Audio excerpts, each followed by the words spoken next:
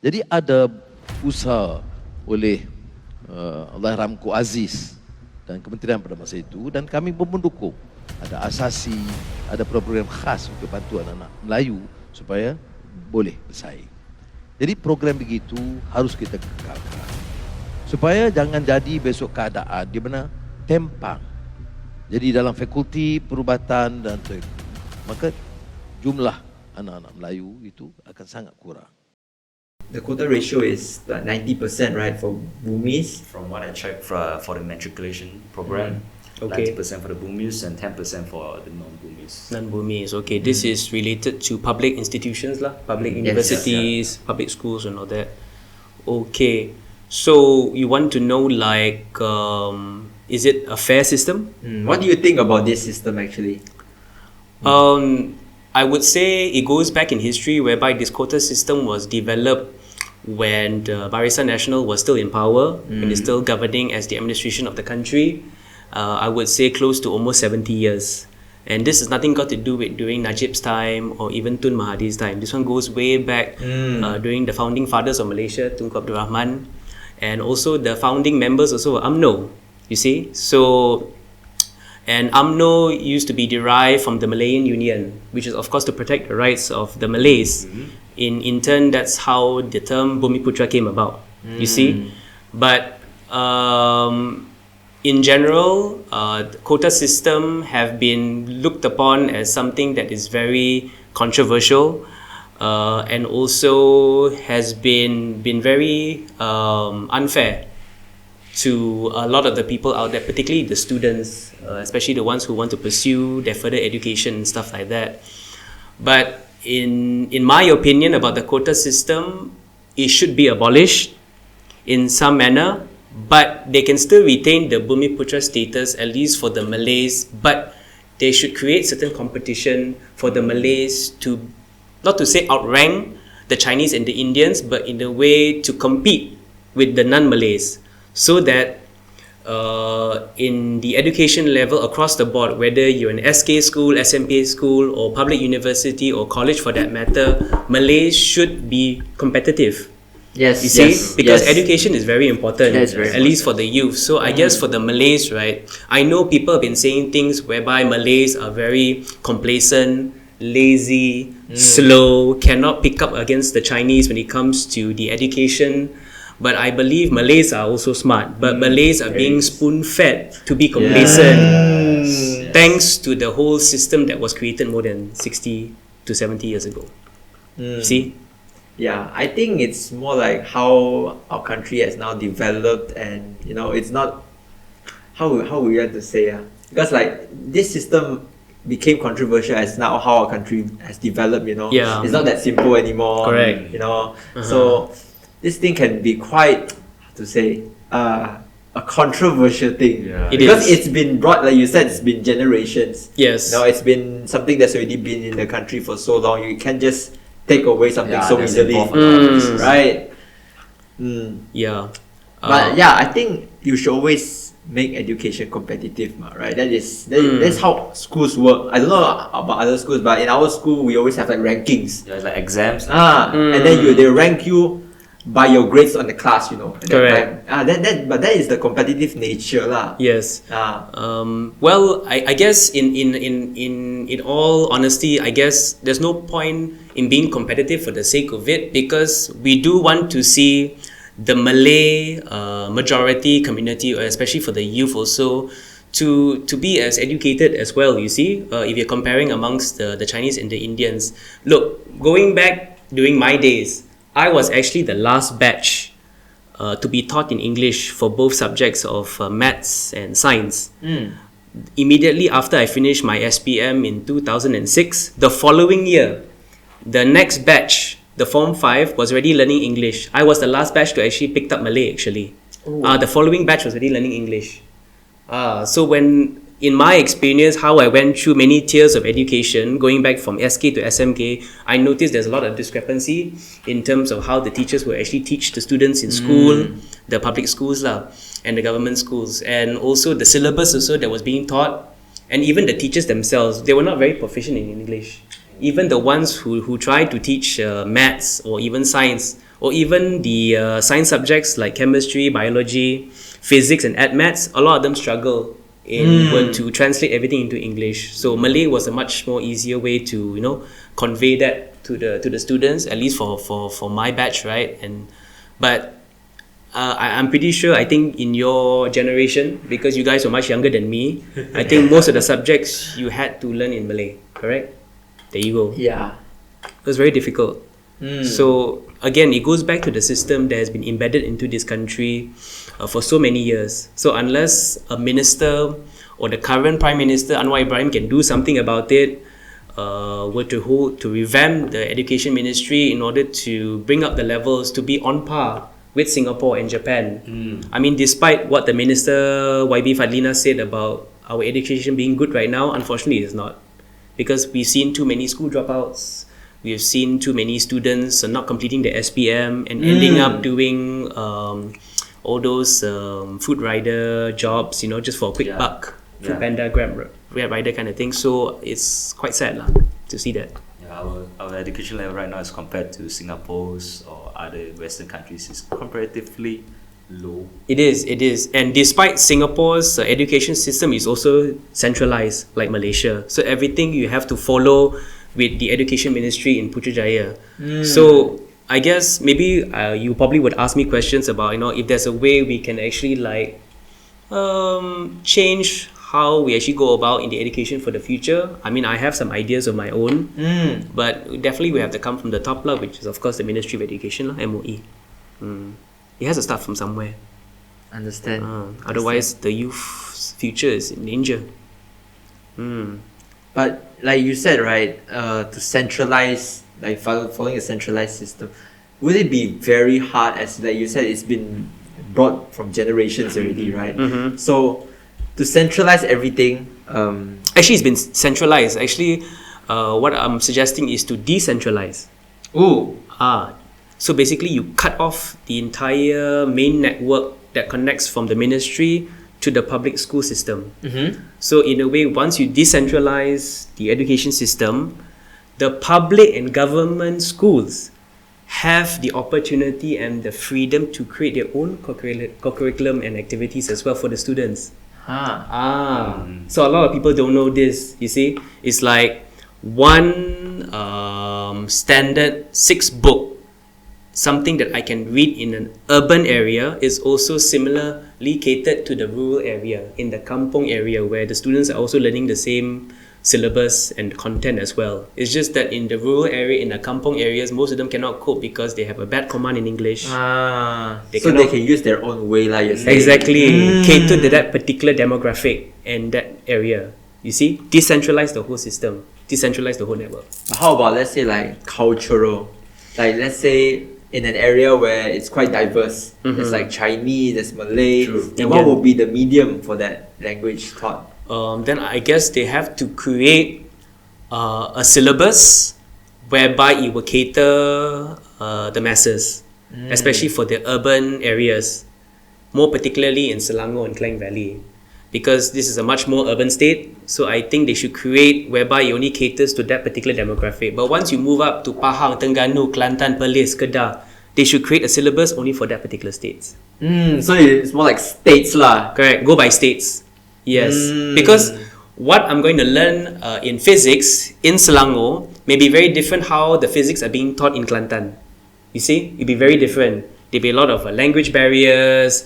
They won't be able to follow the certain content of what's being taught in books or by the lecturers, and you don't know how well versed also the lecturers there in Kelantan. So you see, you must always cater to that particular demographic. Same thing also when you're running for an election as well. You don't just suddenly, for someone who's grown up or brought up in an urban area, were to put me in a very rural area and to contest a seat there. It's a bit impossible lah. Susah lah kan, kena logic lah. So But if you do that by, like, say, state lah, and they teach only Malay in that state, then wouldn't that make the language barrier more worsen? Marginalized in a way? Yeah, because like we would all like, how would I? But we're learning the same Bahasa Malaysia wherever we go. It's just the language that is being taught lah. Yes, Let's correct. say in science, some states they use Malay, some states they use English. I mean, they can use both, but if you go to, I'm sure you guys have been to like northern states of Malaysia, whereby they have a certain slang.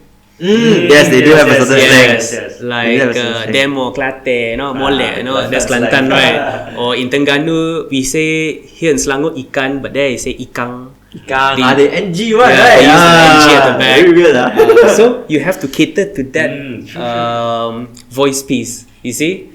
So at the end of the day, there's a lot of revamp need to be done in MOE, and if they can, what I'm suggesting on this podcast, if they are listening to it, this is something they could actually suggest and consider in the near future. You see, so that's something that I just thought it'd be good to decentralize this and then make it more, I don't know, make it more fun make it more vibrant the syllabus. So suited for them Exactly. people their area, because your concern is maybe they cannot cope with the education system that is happening. Of course. now. I mean, go back in 2003 when our former Prime Minister Tun Dr. Mahathir, when he wanted to reinstate or first instate the English for maths and science in 2003, and he was brought on during Abdullah Badawi's time. So when Hisham Muhyiddin became the Minister of Education, he actually followed Abdullah Badawi and continued from Tun M's idea of having English for maths and science. And he carried on for a good 6 to 9 years. But when Najib was appointed as a Perdana Menteri in 2009, then he spoke with Tan Sri Muhyiddin Yassin, who was the then Education Minister. See, a lot of people who are listening this, you would know this is the history of our education revamp. So Muhyiddin had to reverse back the English now back to Malay, and that's why you guys had to learn Malay again for maths and for science and maths. Fun fact there. So he's the one who reversed the universal language from English. Yeah, it was Najib's time, and the education minister that time was Muhyiddin Yassin. Oh, that's interesting. Yes, correct. So that's And why we have to learn Malay now. learn Malay now. What was the reason they had to change it back? Because according to the first 6 years when they first introduced in 2003, the MOE found out there was bad results coming from the students, especially from the SK and SMK schools. Students were performing poorly, they were failing the subjects, and they couldn't cope with the English language. Oh, because of the lack of proficiency in English. Yes, and then that is an issue in Malaysia. then the SPM results were bad, STPM results also was quite poor, so they had to change it back. See? Oh. And of course, Najib had to do that because it was 1 year before the general election in 2013. yeah, So it yeah. was also a way to swing the votes for him.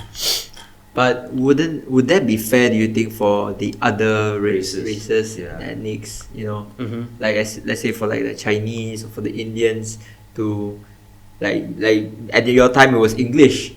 For them it might be okay. Yeah. Because English is universal. it's a universal Correct. language. Correct. But telling them to take up Malay, because of how the Malays are struggling with it. Yes. Do you think it's fair, or do you think Yeah, because Malay is less spoken in other countries, right? and also Yeah. for some people, for me if for me it was quite hard, as I was in a vernacular school. Okay. Then also I went to a Chinese independent school. Okay. My environment was mostly just Chinese. Okay. I got to really learn Malay more when I hanged around with Malay people. yeah. But if I don't, right, it was almost impossible to learn at that. The only time I used Malay was in class. Okay. So it was actually very challenging for me. I And see, all I the see. subjects, because even though we're Chinese independent school, right? Yeah. We actually had to have 2 education systems. Right. We also took UEC, which was more Chinese. Everything was in Chinese. A fun fact, so we have 2 books. Okay. One history book was in Chinese. One is Sejarah. So we literally have seen that was both of it. torturing, bro. That was so torturing. Oh, We have seen both of it. I see. And actually it was very hard for like all the SPM, because all syllabus was in Malay. Some were English. Some they still kept in English, right, at that time. I think most of it was Malay. Okay. But yeah, that was an issue, because how we, like you said cope to the people, but coping to us, our environment is all just Chinese people at that time, and then using Malay, it was not a norm for us. Right. Well, just to give a bit of background, when I was finishing my Form 5, my SPM, there was this recommendation for students coming from Chinese schools. When they go into secondary school, you have removed class. Remove class. So this was introduced in my school in SMK Sri Sentosa in OUG, Ooh. whereby Standard 6 Chinese school, when they go into Form 1 SMK government school, they have to take one class earlier before they go into Form 1 called remove class. So they can pick up back the Bahasa Malaysia and the English. So this was introduced during my time. I don't know your generation, did they have that such class, and whether now are they still introducing that kind of system whereby they will give one class earlier, so you're actually 1 year behind, so that you can catch up with your Bahasa Malaysia and your English.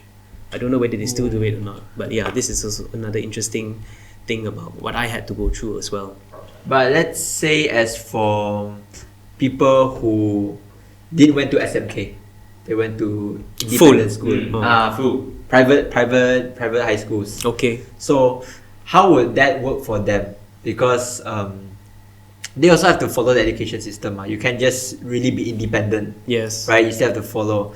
And because, like you said, we have to use Malay, and then some people also struggle because of Malay. Yes. Actually, I think one of the most failing subjects in Chinese independent school was Malay at the time. It was very BM bad. It was Okay. very Yeah, everyone was almost. I almost failed it. Yeah, everyone was failing. Actually, I was failing Chinese also. I see. Okay. The only thing I was good at is English, and it was not even a main subject there. Okay. Yeah. I see. So, like you said, like it's hard to, you said like okay, they can cope with the people there, but some people it not work. Yes. So maybe the decentralized system could work, but would it be complicated? Yeah, it's very hard to achieve an equilibrium state. Yeah, I mean, I guess I know it's a very cliche way of saying, but you don't know until you try it. True. But once you decentralize it, and once you give that opportunity for Chinese speaking or Tamil speaking students to actually catch up on their English and their Malay, then I think it shouldn't be a problem whereby we can actually forego the whole idea of having vernacular schools and the Chinese speaking schools and merge it into a national school. But this is a much more broad concept of mine in the near future for Malaysia. It's going to be a long way to go, but we have to start from somewhere. Yes. And also going back to 2003 when Tun M introduced this English to maths and science, he actually start small, baby steps. Form 1 will start in English, and then following Form 2, Form 3, Form 4, Form 5. But the same year when they introduced only for Form 1, they also introduced for Standard 6. Then Standard 6 then go to Form 1, Form 2, Form 3, Form 4, Form 5. You see? Step by step by step. Slowly by slowly. Don't immediately like that. You're going to disrupt the whole Yes. system, and then parents will be very unhappy. And then you'll see more students failing. So It needs to slowly. It's like a small generational change. correct. They have to do right? slowly by slowly, like how Singapore introduced GST. They started with 2%, then 3%, and then now 6%, and I think probably higher now. But what if, let's say, you need also to have a generational leaders, because like you said, someone could just reverse it. Yes, Right. I was say that. Yeah. Like after another general election, the thing will turn again. Right. Exactly. So it needs to actually, I think, not just the top leaders, but the whole country, the community needs to also go forward. Exactly. Right, because if then that will pressure also top leaders to go for the change. Because if top leaders, let's say there is this generational leader that did the changes, but let's say the community does not really go forward, then disagree with it. Yeah. the other leader can just bring back the old time, and then no one will disagree. Yeah. Right. So it's more like a generational change to also the community, right? Yes. Some of the leaders who's making changes is the community as well. Yeah. Well, I guess the leaders, I don't know for the current ones in Anwar's administration, but they have to be a bit more open-minded. But at the same time also, it's okay that if you still want to cater to your own race, particularly for the Malays, because I do know they still want to safeguard the rights of the Malays and also in a way take care of them, because they're still lagging far behind. Even, I mean, in all frankness also, they're still lagging in so many aspects, whether they're still doing business or whether in terms of networking or for other matters as well. I guess Malays will always have that tendency to always be second best. You see? And for someone like me who is half Malay, half Chinese, I've seen both worlds. Fun fact. He's half Chinese, half Malay. Yeah, so I've seen both aspects whereby how the Malay mindset is and how the Chinese mindset is. So, but then again, there's no wrong being a Malay or how you perceive a Malay to be, but the government should stop spoon feeding the Malays and should stop it immediately. If not immediately, also just gradually just stop it, you see, because you need the Malays to be as competitive as the Chinese and as the Indians. Yeah. That is why going back to the education system is not just about the idea of being competitive, but also to educate so that Malays can speak fluent English, can do business very well, can network very well, so that when people were to mention a Malay name, it will be outside of the country and people will actually talk about us, you see.